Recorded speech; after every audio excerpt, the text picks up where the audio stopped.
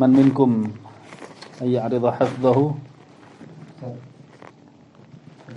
Masuk ke dalam materi. Terakhir kemarin kita bahas bab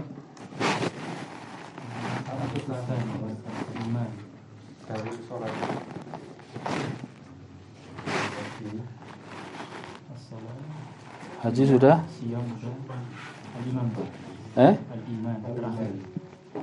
Al-iman. Sekarang al-iman ya.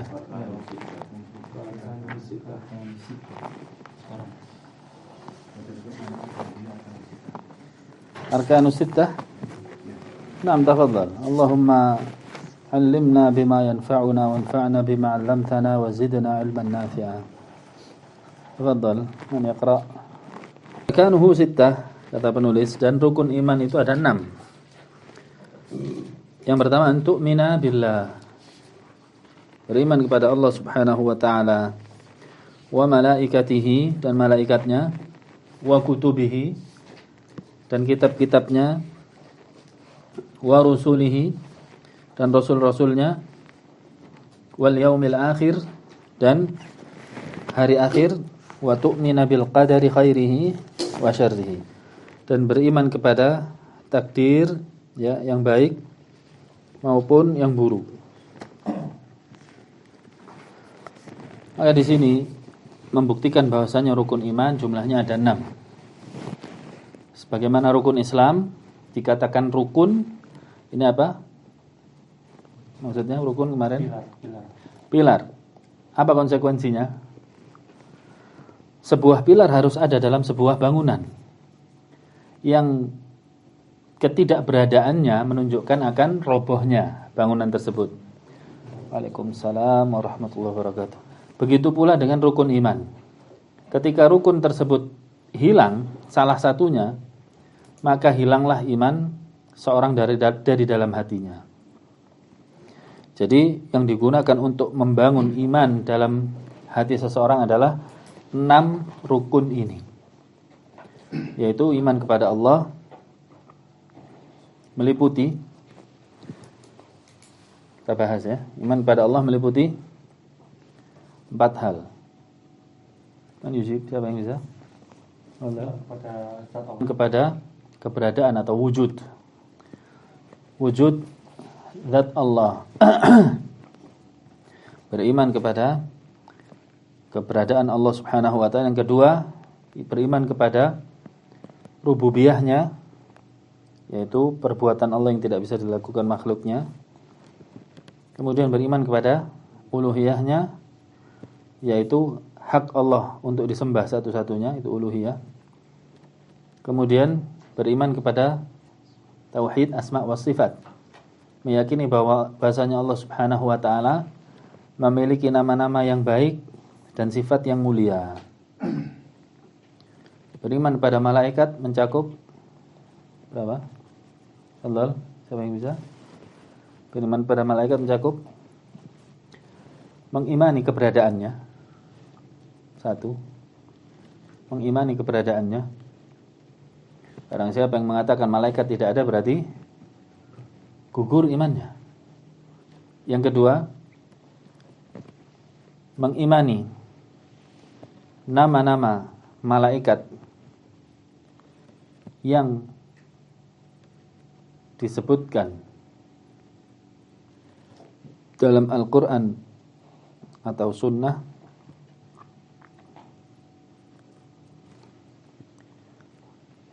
dan yang tidak disebutkan kita imani secara global. Maksud dari pernyataan ini, malaikat itu banyak. Ada yang disebutkan namanya, ada yang tidak disebutkan. Adapun yang disebutkan, maka kita imani sesuai dengan namanya. Seperti Jibril, Mikail, kemudian Israfil, ya. Kemudian Munkar, Nakir, ya. Ada malaikat yang Malakul Maut. Adapun Israel ini tidak ada dalilnya. Adapun Malakul Maut, malaikat pencabut nyawa namanya Israel, tidak ada dalilnya. Maka tidak boleh kita tetapkan sebagai nama malaikat. Ya. Karena hal ghaib wajib ikut dalil secara mutlak. Tidak boleh dikarang-karang. Kemudian beriman kepada tugas-tugas malaikat yang disebutkan di dalam Al-Quran atau Sunnah.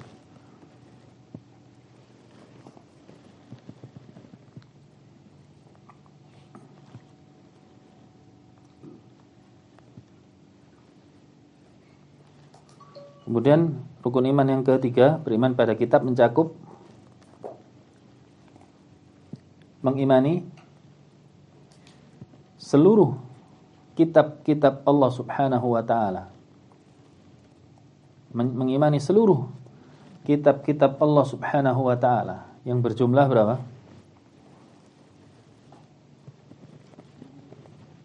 Berjumlah, sebagian ulama mengatakan 5, sebagian yang lainnya mengatakan 6. Yaitu Al-Quran. Saya tarik ke atas, Injil. Al-Quran, Injil, kemudian Taurat, kemudian Zabur, yang kelima Suhuf Ibrahim. Yang mengatakan 6 yaitu Suhuf Musa. Yang mengatakan 5 Suhuf Musa itu ya Taurat. Yang mengatakan 6 membedakan antara Taurat dengan Suhuf Musa. Dalam surat Al-A'la itu kan disebutkan fi suhufi Ibrahim wa Musa. Itu Suhuf Musa dan Suhuf Ibrahim. Sebagian yang lain mengatakan yang dimaksud Suhuf Musa itu juga Taurat.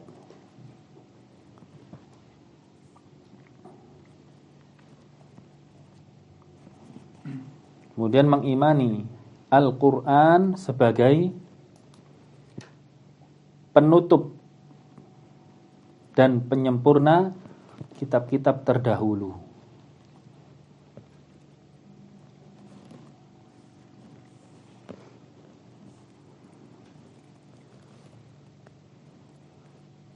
Rukun iman yang keempat mencakup yang pertama, mengimani keberadaan Rasul-Rasul utusan Allah Subhanahu wa ta'ala.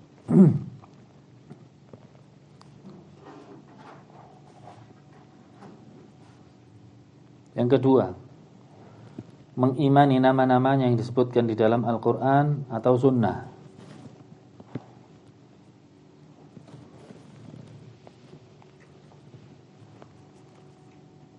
Yang ketiga, mengimani Nabi Muhammad adalah penutup para nabi dan penyempurna ajarannya.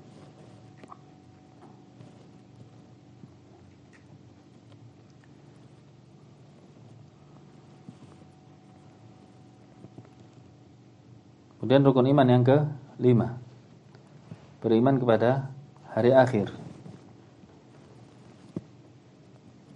Beriman pada hari akhir. Yang pertama, mengimani akan kehidupan alam barzakh. Mengimani akan kehidupan alam barzakh. Dalam kurung terdapat fitnah kubur,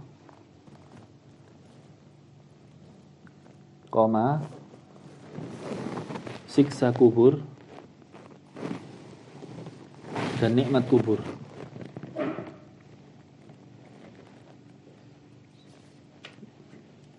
Kemudian mengimani adanya hari kebangkitan setelah kematian.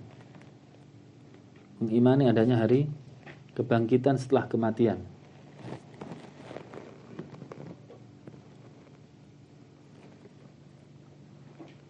Yang ketiga,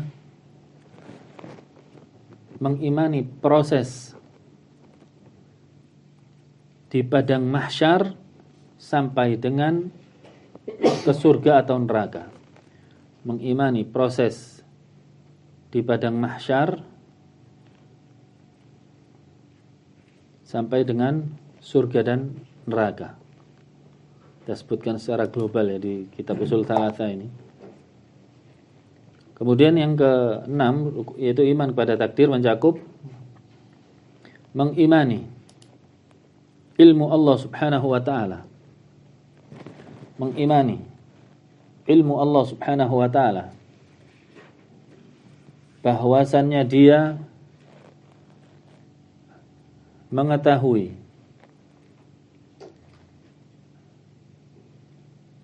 yang telah terjadi dan yang akan terjadi,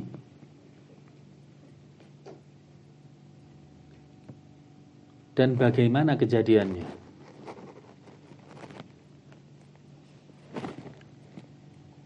Yang kedua, mengimani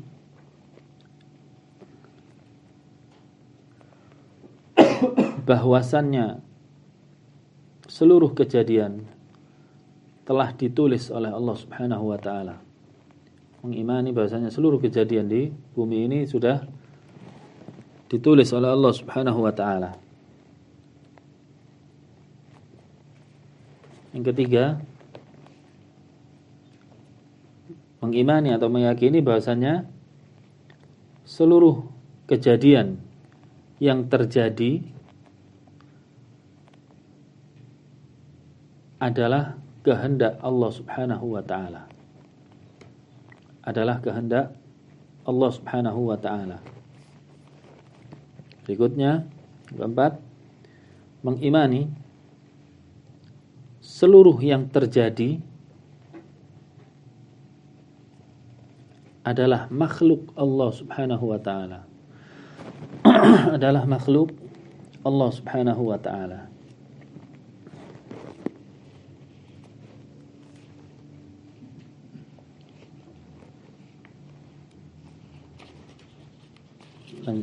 Silakan, siapa ini? Lanjutkan.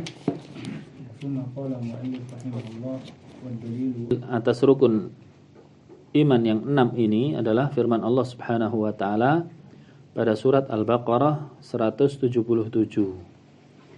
Allah mengatakan laisal birra an tuwallu wujuhakum qibala al-masyriq wal maghrib. Bukanlah sebuah kebaikan itu hanyalah engkau menghadapkan wajahmu ke arah barat dan timur.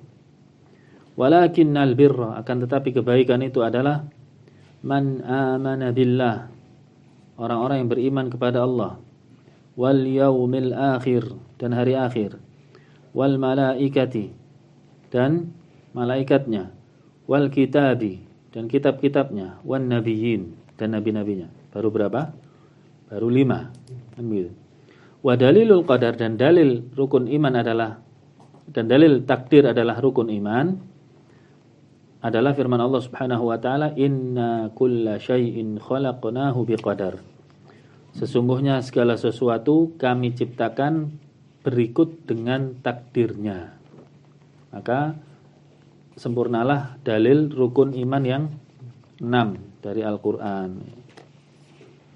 Berikutnya tafadhal. Al-martabatu tsalitsah al-ihsan ruknun wahidun wa huwa an ta'budallaha ka'annaka tarahu fa in lam takun tarahu fa innahu yaraka. Wa dalilu qawluhu ta'ala innallaha ma'al ladzina ittaqaw wal ladzina hum muhsinun. Wa qawluhu ta'ala wa tawakkal 'alal 'azizir rahim alladzi yaraka hina taqum wa taqallubaka fis sajidin. Wa qawluhu ta'ala wa ma takunu fi sya'nin wa ma tatlu minhu min qur'anin wa la ta'maluna min 'amalin illa kunna 'alaikum syuhudan idh tufiduna fihi. Kemudian derajat yang ketiga setelah keimanan adalah al-ihsan. Beliau mengatakan ruknun wahidun. Hanya ada satu rukun, ihsan tadi. Kalau rukun Islam 5, rukun iman 6, ihsan ada satu. Wa huwa an ta'budallaha ka'annaka tarahu. yaitu ketika engkau menyembah Allah seakan-akan engkau melihatnya. Fa illam takun tarahu, namun apabila engkau tidak dapat melihatnya, fa innahu yaraka, maka ketahuilah Allah melihatmu. Kemudian beliau mengatakan dalilnya ihsan adalah, yaitu dalil dari Al-Qur'an, innallaha ma'al ladzina ittaqaw wal ladzina hum muhsinun. Sesungguhnya Allah bersama dengan orang-orang yang bertakwa dan orang-orang yang berbuat baik. Orang-orang yang bertakwa dan orang-orang yang berbuat baik. Kemudian firman Allah, wa tawakkal 'alal 'azizir rahim. Tawakkallah, gantungkanlah dirimu, sandarkanlah dirimu kepada Allah yang Maha perkasa lagi Maha kasih sayang. Alladzi yaraka hina taqum, yang mana Dia melihatmu ketika engkau berdiri. Wa taqallubaka fis sajidin, dan pergerakanmu ketika bersama orang-orang yang sujud. Ya. Kemudian Allah mengatakan wa ma takunu fi sya'nin, dan tidaklah sebuah perkara yang ada padamu, wa ma tatlu minhu min Qur'an, dan ayat-ayat Al-Qur'an yang engkau baca, wala ta'maluna min amal, atau sebuah amal yang engkau lakukan, illa kunna 'alaikum syuhuda, kecuali kami menyaksikannya, idh tufiduna fi, ketika engkau melaksanakannya. Ya. Maka dalil-dalil yang menyebutkan di sini membawa kita memahami makna ihsan itu pada apa? Makna ihsan adalah seseorang yang berhasil menyertakan ikhlas dalam ibadahnya dan merasa diawasi oleh Allah Subhanahu wa taala dalam kehidupannya. Ikhlas, ihsan adalah yaitu ikhlas di dalam beribadah kepada Allah dan merasa diawasi di dalam kehidupannya. Ya, ini buktinya ayat-ayat mengatakan semuanya maknanya adalah diawasi. Innallaha ma'al ladzina taqaw wal ladzina hum muhsinun, ya kan? Allah mengatakan sesungguhnya Allah bersama orang-orang yang bertakwa dan orang-orang yang berbuat baik. Kemudian tadi alladzi yaraka hina taqum, yaitu Allah yang melihat Anda di saat Anda berdiri. Itu berdiri salat. Kemudian apapun yang kau lakukan Allah mengetahuinya. Ini semuanya adalah merasa diawasi oleh Allah Subhanahu wa taala. Berikutnya ini adalah hadis yang mendasari tentang derajat agama kita, yaitu Islam, iman dan ihsan. Saya akan terjemahkan hadis ini.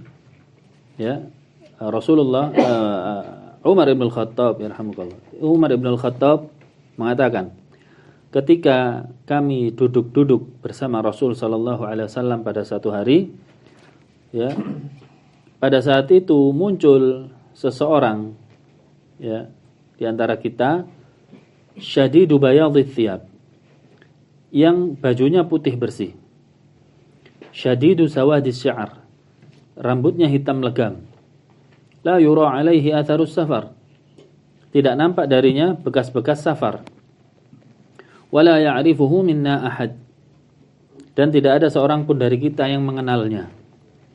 Hatta jalasa ilan Nabi sallallahu alaihi wasallam, sampai orang tersebut duduk di hadapan Nabi sallallahu alaihi wasallam, fa asnada rukbatayhi ila rukbatayhi, kemudian menempelkan lututnya ke lutut Nabi, wa wada'a kaffaihi ala fakhidaihi, dan meletakkan tangannya di atas paha Nabi. Wa qala, orang tadi mengatakan, ya Muhammad akhbirni anil Islam, wahai Muhammad kabarkan kepadaku apa itu Islam. Maka Rasulullah sallallahu alaihi wasallam menjawab, Islam adalah ketika engkau mengucapkan 2 kalimat syahadat, dan engkau mendirikan salat, dan engkau menunaikan zakat, berpuasa di bulan Ramadan, dan berhaji ke Baitillahil Haram bagi yang mampu.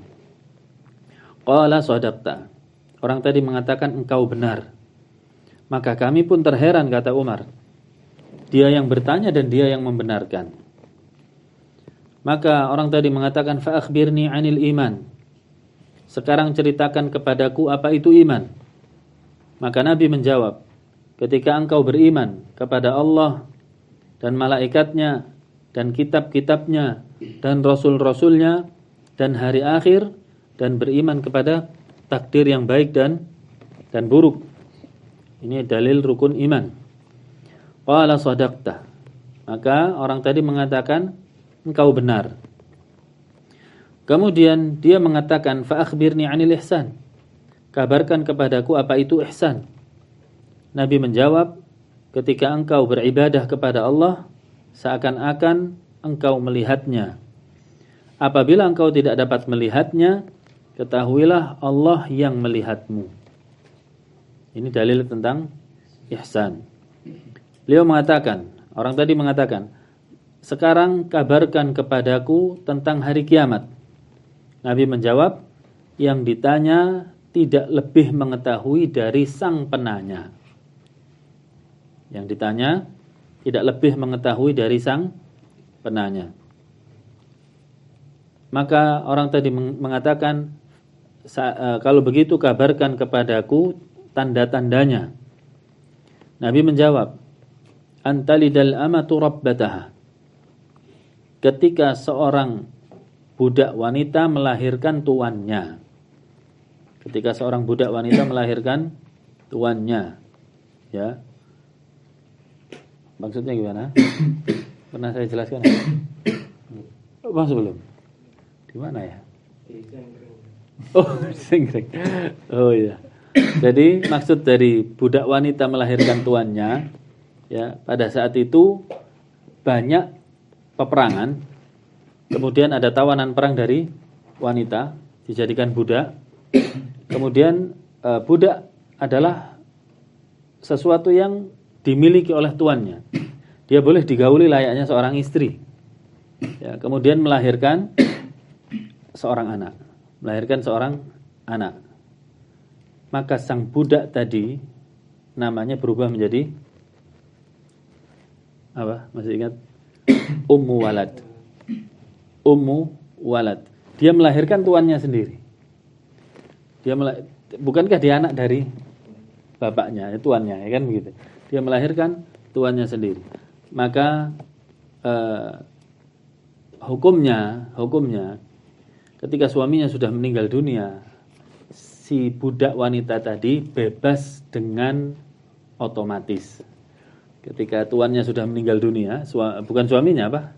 Majikannya meninggal dunia, dia bebas secara otomatis karena dialah yang mengasuh anak dari tuannya. Ya. Dan itu salah satu tanda kiamat. Wa antaral hufatal uratal alah ri'a asya'i yatatawaluna fil bunyan.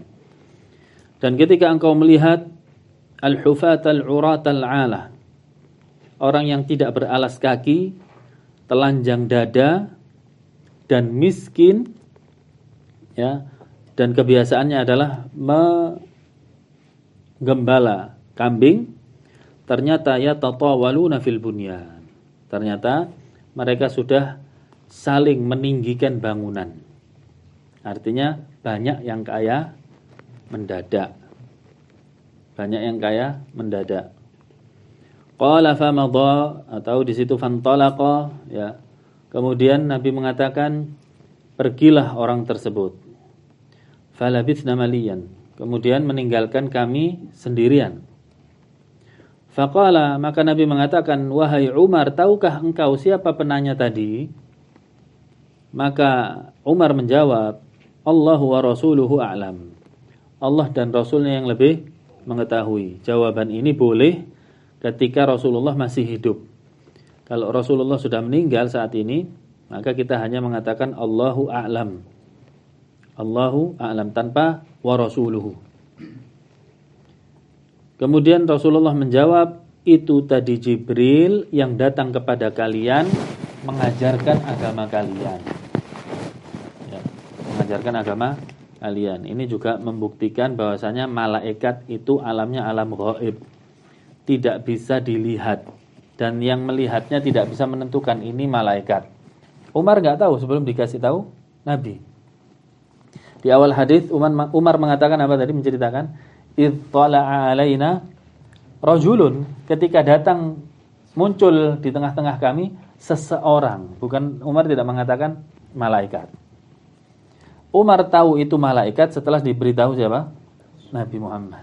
Maka ini akidah kita. Ya, tidak bisa kita melihat malaikat, tidak bisa. Kalau malaikat itu menjelma menjadi manusia, menjadi laki-laki, kita tidak bisa memastikan ini malaikat. Tidak bisa. Ya. Maka bantahan terhadap postingan-postingan di media sosial, nanti kelihatan langitnya gambar Allah, kemudian malaikat akan turun katanya. Kok tahu malaikat? Malaikat turun di bumi Syam, di bumi Palestina katanya. Kok tahu kalau itu malaikat? Ya. Nah, ini adalah akidah yang tidak benar. Ya. Alhamdulillah kita sudah selesaikan dua usul, yaitu usul yang pertama tentang ma'rifatul abdi rabbah, yaitu pengetahuan hamba tentang Allah, sudah selesai. Kemudian usul yang kedua adalah ma'rifatu dinil Islam bil adillah, pengetahuan tentang agama Islam berikut dengan dalilnya. Tersisa usulut tsalits, ya, al-aslu ats-tsalits, prinsip yang ketiga, yaitu ma'rifatu an-nabi sallallahu alaihi wasallam. Insyaallah kita bahas pada pertemuan yang akan datang.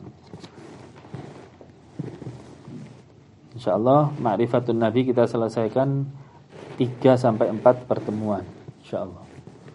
Maka sudah selesai kitabnya, dan InsyaAllah kita pindah ke usul sittah nanti. InsyaAllah kita silahkan, mau diusahakan dulu kitabnya al-usul as-sittah, ya, pondasi yang 6. Ini berkaitan dengan metode beragama atau manhaj. Ada yang ditanyakan? Tafadhol. Bisa dengan menyebutkan teori atau dengan bertanya seperti tadi. Ya, memang faedah dari hadis tadi adalah salah satu metode mengajar adalah dengan bertanya. Contoh, kalau saya bertanya pada antum, sebutkan, tahukah Anda perincian iman kepada takdir? Maka antum menjawab yang tadi, yaitu 4 poin. Mengimani tentang ilmu Allah, penulisan, kehendak, dan penciptaan. Ya, maka saya mengatakan, ya benar. Ini namanya apa? Mengajarkan lewat redaksi pertanyaan. Redaksinya bertanya, dan ini boleh. Nah, wallahu a'lam. Ada lagi?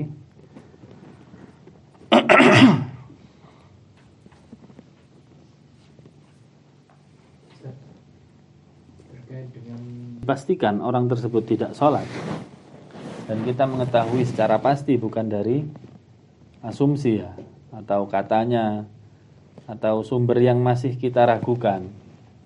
Ini dikembalikan ke hukum asal, dia aman. Tapi kalau antum mengetahui sendiri dia nggak sholat, tidak pernah sholat sama sekali, maka jangan dimakan sembelihannya. Ya, maka jangan dimakan sembelihannya. Nah,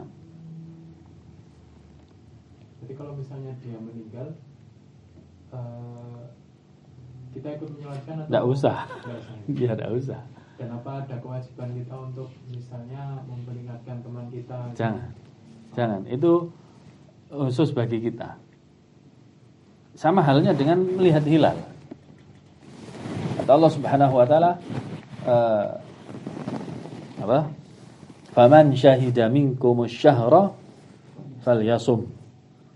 Barang siapa yang melihat hilal dengan mata kepalanya sendiri, maka silahkan puasa. Siapa yang puasa? Dia aja. Dia saja. Maka jangan melarang kaum muslimin yang lain, atau jangan memprovokasi kaum muslimin yang lain untuk mengikuti dia. Caranya di dalam agama ini, kalau kita melihat hilal, laporkan dulu ke pemerintah. Ya, karena ini ibadah yang mencakup hajat hidup orang banyak. Kita lihat kita statusnya sebagai siapa. Kalau kita ulil amri, silahkan. Kalau kita rakyat, maka ikut prosedurnya, jalannya. Ke ulil amri dulu, diterima alhamdulillah, tidak diterima kita puasa sendiri. Sama juga dengan menghukumi kafir tadi.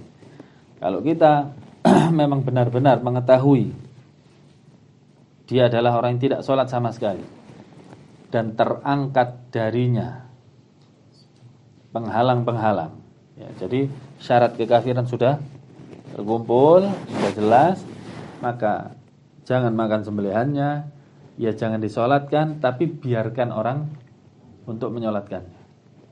Karena status kita adalah rakyat, bukan ulil amri. Nah, ya. Tentang manhaj, Ustaz.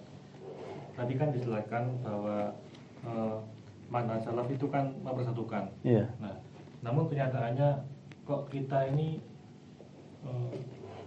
seakan-akan ketika berbeda guru atau berbeda kitab yang dibahas itu kok berbeda, Ustaz. Itu kenapa, Ustaz? Yeah. Dan bagaimana kita bisa menilai atau melihat seorang guru itu dia itu bermanhaj salaf meskipun dia mengaku, Ustaz. Tapi jujur kalau kita melihat kan pembahasan yang seperti antum sampaikan tadi itu jarang dibahas. Jadi kita nggak bisa melihat, Ustaz. Kalau sekedar ngaku itu kan semua bisa, Ustaz. Bisa. Tapi kan kita melihat dari apanya, Ustaz. Kan semua juga membawakan Quran Sunnah.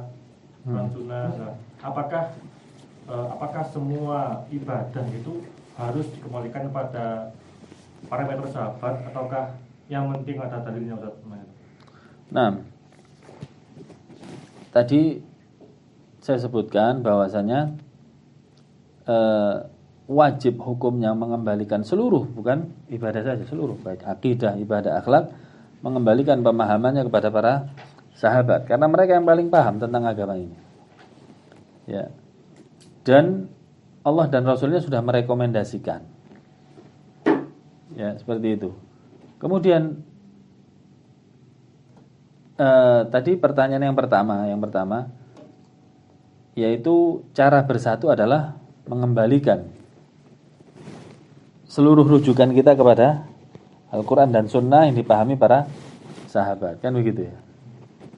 Kok terjadi perbedaan? Nah, ini yang harus dipahami. Ada istilah ikhtilaf, perbedaan, ada istilah iftiraq, perpecahan. Mana yang lebih ringan? Perbedaan. Perbedaan ini sesuatu hal yang sunnatullah, nggak bisa terhindar kita darinya. Walaupun kita satu yayasan, satu halaqah ini, pasti ada ikhtilaf, itu sudah sunnatullah. Yang PR-nya kita jangan sampai membawa ikhtilaf ini kepada iftiraq, perpecahan. Bagaimana caranya, kata Nabi? Faman ya'ish minkum ba'di fasayara ikhtilafan katsira. Barang siapa yang hidup setelahku akan menyaksikan perbedaan yang sangat banyak sekali. Kemudian beliau mengatakan fa'alaikum bisunnati. Kembalikan, kalau terjadi ikhtilaf, kembalikan kepada sunnahku. Insyaallah tidak akan terjadi iftiraq, tidak akan berpecah. Kita kembalikan pada sunnah Nabi. Ya. Ini adalah sikap yang bijak, sikap yang benar. Adapun tadi masing-masing berbeda, kalau berbeda guru, bahkan kitabnya sama pun berbeda, bisa kayak kita nggak ketemu gitu, Ustaz. Ini yang masalah. Ini berada mungkin ya, yang sering saya temui orientasi teman-teman itu macam-macam. Ya, orientasinya macam-macam. Cara berpikirnya itu seakan-akan berbeda guru, berbeda agama. Padahal ini adalah pemahaman yang jauh sekali. Kita ini jadi begini ya. Kita ini diperkenankan oleh Allah Subhanahu wa taala memilih jalan sendiri-sendiri. Dengan syarat satu tujuan. Diperkenankan. Jadi mungkin ada 10 orang atau komunitas 100 orang. Dia kalau berjalan bersama 100 orang ini nggak bisa. Karena memang perbedaan karakter atau beda misi, walaupun visinya sama tapi beda misi, ya toh. Tapi dia mencari, tahu-tahu mengerucut sendiri ada 20 orang yang bisa bersama. Lah ini jalan sendiri dengan visi yang sama. Terusnya berapa? 80 ya. 80 atau mengerucut sendiri 30. Sama misinya, sama cara berpikirnya. Dia nyaman dengan menjalankan misi-misinya. Ini silahkan terjadi. Silahkan terjadi dengan syarat visinya satu. Hanya saja perbedaan karakter, mungkin budaya atau yang lain sebagainya yang menyebabkan mereka berjalan sendiri-sendiri. Ini kalau disikapi sebagai perpecahan, yang keliru adalah orangnya. Yang berada di dalamnya yang salah. Ngapain disikapi perpecahan? Ini hanya beda jalan saja, visinya satu kok. Bahkan bila perlu dia harus bertanya kepada yang berbeda jalannya. Apa yang Anda butuhkan di sana? Mungkin kami bisa bantu. Ayo kita sama-sama kolaborasi menuju satu tujuan. Saya kasih analogi simpel ya. Dalam satu rumah ada seorang laki-laki melamar seorang anak perempuan dari seorang ayah. Sudah terjadi pernikahan, tinggal dia bersama mertuanya. Konflik gak kira-kira? Kebanyakan. Nah, kalau konflik dia si mertua dengan menantunya yang laki-laki. Apa yang harus dilakukan oleh menantu? Cari rumah baru atau tetap di sana? Rumah baru. Apakah dengan mencari rumah baru, sikap mencari rumah baru itu menunjukkan dia memusuhi mertuanya? Atau bahkan menjaga hubungan eratnya? Menjaga. Berarti di sini menunjukkan apa? Sikap menjauh, berpisah itu tidak berarti benci dan tidak berarti berpecah. Itu justru menjaga ukhuwah. Menjaga kalau ana lihat antum jadi mangkel, lebih baik ana jalan sendiri. Kan begitu. Akhirnya sama Rasul SAW kalau melihat Wahsy bagaimana? Tolong jangan di hadapan saya. Saya keinget antum yang bunuh Hamzah. Silahkan nikmati Islammu tapi jangan ngadep saya. Boleh-boleh saja. Yang masalah sebagian ikhwan itu jalan sendiri-sendiri, menganggap yang bukan kelompoknya itu sesat. Ini masalah besar. Ini dibahas oleh para ulama. Ya, ini namanya tabdi' bil hizbi. Membid'ahkan orang yang di luar kelompoknya, di luar golongannya. Jelas ya. Kita memang boleh menganggap suatu kelompok itu sesat atau bid'ah, tapi dengan syarat kita tahu rambu-rambunya. Rambu-rambunya kan sudah digariskan oleh para ulama dalam kitab-kitab. Yang melakukan demikian masih dianggap ahlu sunnah. Kalau ada kesalahan di dalamnya maafkan. Tapi kalau yang sudah keluar dari prinsip-prinsip ini, yang sekarang ironisnya saya melihat sebagian ikhwan semuanya berpegang teguh terhadap prinsip ahlu sunnah. Nah, di sana berpegang teguh, tapi saling menjatuhkan. Ini adalah godaan syaitan sebenarnya. Ya. Kata Nabi SAW, syaitan sudah putus asa untuk menyuruh orang berbuat syirik kepada Allah Subhanahu Wa Taala di Jazirah Arab. Ya, karena masa jahiliyah sudah berlalu. Tapi syaitan akan tetap mengadu domba di antara mereka. Maka kita yang sudah tahu, kenapa saya mengkaji kitab ini ya, di Masjid Muhammad Sobri. Ini kitab isinya prinsip-prinsip manhaj salaf yang kalau kita faham, kita ketahui, kita jadi tenang. Walaupun ada orang mengatakan pada si fulan hati-hati jangan dekati, itu bukan ahlu sunnah itu. Antum santai aja. Antum sudah tahu prinsip-prinsipnya. Itu menurut anak ahlu sunnah dia. Ya. Dan hal-hal seperti ini selalu terjadi. Kalau kita ikut arus seperti ini, ya banyak terjadi. Ada temannya ngabarin, si fulan hati-hati, ini bukan ahlu sunnah, dia telah begini. Ikut dia teman-temannya. Lama kelamaan temannya belajar kembali. Oh enggak, ternyata masih ahlu sunnah dia. Gimana dia coba? Mau ikut lagi? Nah ini ya. Jadi sebaiknya kalau kita masih dalam tahap belajar, tinggalkan hal-hal yang seperti itu. nanti kita nggak fokus dalam pelajaran kita, malah fokus ke menjatuh-jatuhkan orang. Loh Ustaz, kalau seandainya kita tidak menjatuhkan dia, tidak membid'ahkan dia, nanti bagaimana? Nggak apa-apa antum. Ya, tidak ada masalah. Tidak ada satu ulama madhab pun atau seorang masyayikh satupun yang mengatakan kalau Anda tidak membid'ahkan orang lain di saat Anda belajar, pelajaranmu batal. Tidak ada seperti itu. Tapi ya itulah, ya fitnah di zaman kita banyak sekali. Bahkan Mas Aldin sering cerita sama saya, ya, apa? Di antara ikhwan berantem gara-gara masalah sepele sebenarnya.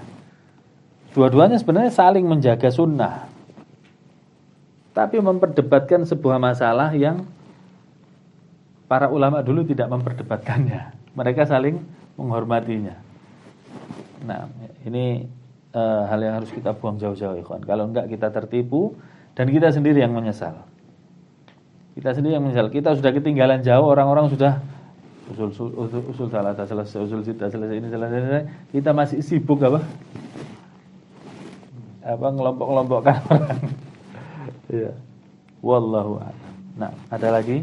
Tapi yang guru. Guru ya belum ya terjawab. Ya.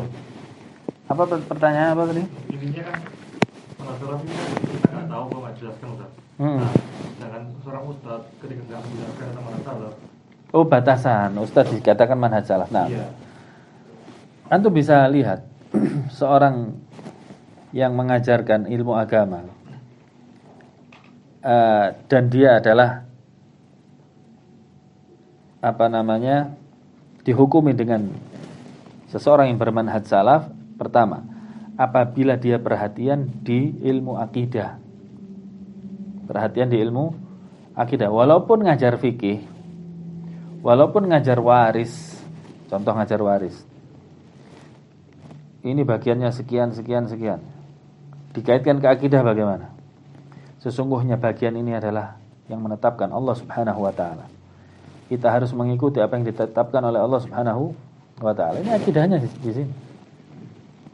Ya. Kemudian pertama perhatian dengan akidah. Yang kedua, sangat benci dan sangat berlepas diri dari segala macam bentuk kesyirikan. Sangat benci dan sangat berlepas diri dari segala macam bentuk kesyirikan. Yang ketiga, dari penjelasannya bisa kita lihat dia sangat benci terhadap kebid'ahan dan pelakunya. Ya, syirik tadi juga sama dan pelakunya. Yang ketiga ini dia sangat benci terhadap kebid'ahan dan pelakunya. Yang keempat, penjelasannya selalu dikembalikan kepada dalil. Penjelasannya selalu dikembalikan kepada dalil, tidak lepas dari dalil. Bukan hanya berbicara lepas, tapi mesti dia kaitkan ke dalil. Dia kaitkan ke dalil. Dan kemudian yang berikutnya, yang kelima adalah selalu menukilkan ucapan-ucapan para ulama, dimulai dari para sahabat sampai orang-orang yang mengikuti mereka dengan baik. Ini kriteria-kriteria seorang alim salafi yang bisa diikuti dan diambil ilmunya. Nah, kalau antum menemukan seperti ini, walaupun orang mengatakan si fulan hizbi, si fulan gini, guru ini begini, nggak usah dicuekin aja, nggak usah oh ya, insya Allah nanti kalau saya ketemu saya ingatkan orangnya, gitu aja. Ya, tidak usah, pada zaman ini kita tidak usah sibuk dengan label-label, dan nggak usah takut kalau si fulan nggak mendukung saya nanti saya nggak masuk surga, nggak usah takut. Sebagian orang takut kalau dia pilih jalan yang ini, dia pilih sudah enjoy dia, sudah dengan guru ini, guru A barangkali, kemudian datang kepadanya kabar bahwasanya guru A ini termasuk begini. Dia ikut.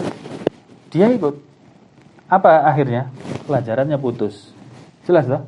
Putus pelajarannya, rugi dia. tapi dia mengikuti temannya yang mungkin tidak jelas. Jadi nggak usah diperhatikan label-label seperti itu. Ikut saja. Selama itu tadi terjaga semuanya. Ya.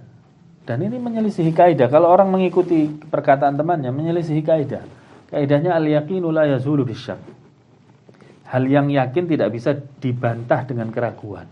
Yang yakin itu bisa dibantah dengan keyakinan lagi. Kalau ada, kita sudah mengikuti seorang guru, dia menjelaskan dengan dalil, mengembalikan kepada pemahaman para sahabat, jelas pada kita, yakin. Hal-hal yang sudah jadi prinsip dia lakukan. Yakin atau tidak? Yakin. Datang seseorang, si fulan pernah begini, pernah begitu. Yakin atau ragu ini kira-kira? Kan ragu, derajatnya belum sampai yakin. Kalau kita ikut ini, ya berarti kita menyelisih kaidah. Harusnya dia menjelaskan dengan hal yang yakin pula, baru bisa batal hal yang yakin sebelumnya. Nah, wallahu a'lam. Cukup insyaallah. Sallallahu wasallam wa baraka ala nabiyyina Muhammad wa ali Muhammad. Alhamdulillahirabbil alamin. Wassalamualaikum warahmatullahi wabarakatuh.